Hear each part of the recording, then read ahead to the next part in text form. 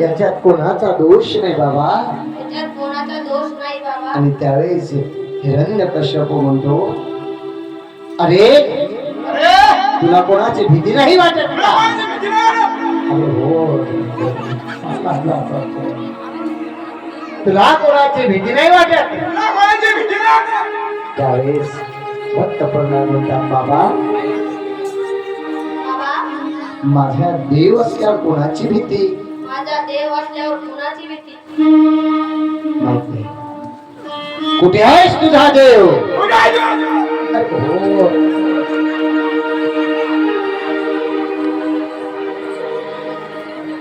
कुठे आहेस तुझा देव?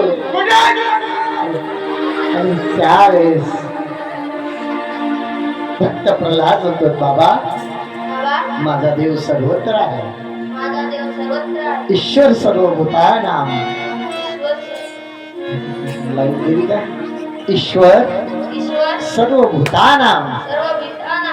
विठ्ठल जळी स्थळी भरला लिता ठाव नाही उरला. आज दृष्टीने पाहिला विठ्ठलची विठ्ठल ठेवजुगाला वाटते. आणि त्यावेळी सांगतात, बाबा बाबा माझा देव सर्वत्र आहे. माझा देव सर्वत्र आहे. या खांबात तुझा देव आहेस का? हो बाबा, हो बाबा या खांबात सुद्धा माझा देव आहे. या खांबात सुद्धा माझा देव आणि आहे. अधिकृत आता झालं तुझं काम. आणि त्यावेळेस हिरण्यकश्यप तिथे जातात आणि त्या खांबाला कान लावतात पहिले. आणि जसा कान लावतात बरोबर त्याच्यामधून आवाज येतो. आणि पुन्हा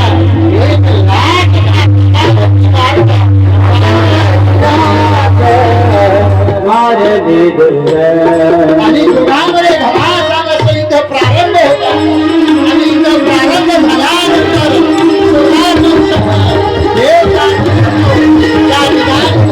युद्ध पाहता आणि पाहता हिरण्यकश्यप आणि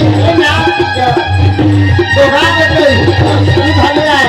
आणि शेवटी भगवंताने आपला झोपवलेला आहे. आणि मांडीवर झोपवल्यानंतर हा जोरजोरात हसायला लागतो.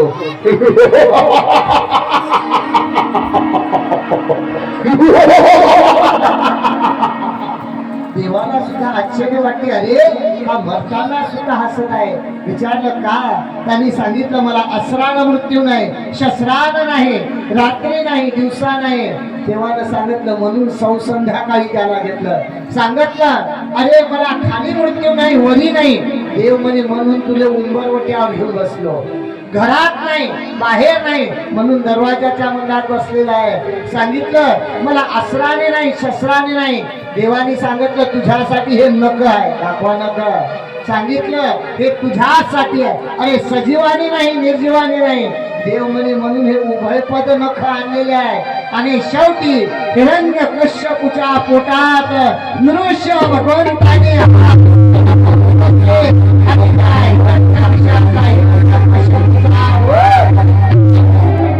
कृष्ण गोविंद गोपाल कृष्ण गोविंद गोपाल राधा मोहन नजर में दिखाया करो. राधा मोहन नजर में दिखाया करो. कृष्ण गोविंद गोपाल कृष्ण गोविंद गोपाल कृष्ण गोविंद गोपाल. आणि देवानं आपल्या मांडीवर धुवाला भक्त प्रल्हादाला बसवलं. भक्ताला की पायापाशी दुर्जनाशी सहारे आणि आपल्या हातानं लाड करायला लागले पाहिजे. फक्त नख तोंडा नाकात नाही गेलं पाहिजे, जरा आरामशीर. आता देवाचा लाड कसा करा महाराज, तर आपल्या जिभीनं चाटायला लागले तर किती देव भक्तावर प्रेम करतात. काय काय फक्त मास नाही निघालं पाहिजे अंगात. देव किती करुणामय आहे. आणि शेवटी त्या ठिकाणी हिरण्याक्षाने तसंच ठेवता का, उचला त्याने उचला. या दोघं तुझे पैलवान या चांगले, या कार्यकर्ते या समोर पोरसोर आणि उचला पार लांब नेऊन टाका त्या हिरण्यकश्यपूला. पुन्हा गावात आला नाही पाहिजे. हात पाय नाही मोडला पाहिजे. बस बस बस बस बस गोपाल कृष्ण भगवान. पोरो ए पोरो इकडे पा. म्हणून कोणाचा नाश केला देवानं? ज्यांनी चांगलं काम केलं त्याचं रक्षण केलं ध्रुव बाळानं.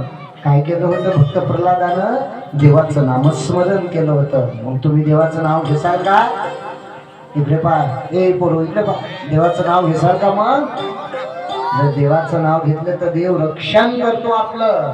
म्हणून देवाचं रोज सकाळी उठलं, आंघोळ केली की 2 मिनिटं आपण देवासमोर बसलं पाहिजे. जे देव आवडते, हनुमंतराय असेल, राम असेल, कृष्ण असेल, किंवा फुलाजी बाबा असेल, भिकाजी बाप्पू असेल, ज्या संताचं ज्या देवाचं नाव आवडते त्याचं नाव आपण रोज घेतलं पाहिजे. कारण की त्याच्याशिवाय हे जग चालतच नाही. कसं?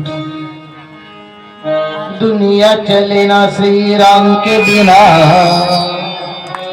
हात वर करा सर्वजण. दुनिया चले ना श्री राम के बिना, राम न चले हनुमान के बिना. दुनिया चले ना श्री राम के बिना, राम न चले हनुमान के बिना. दुनिया चले ना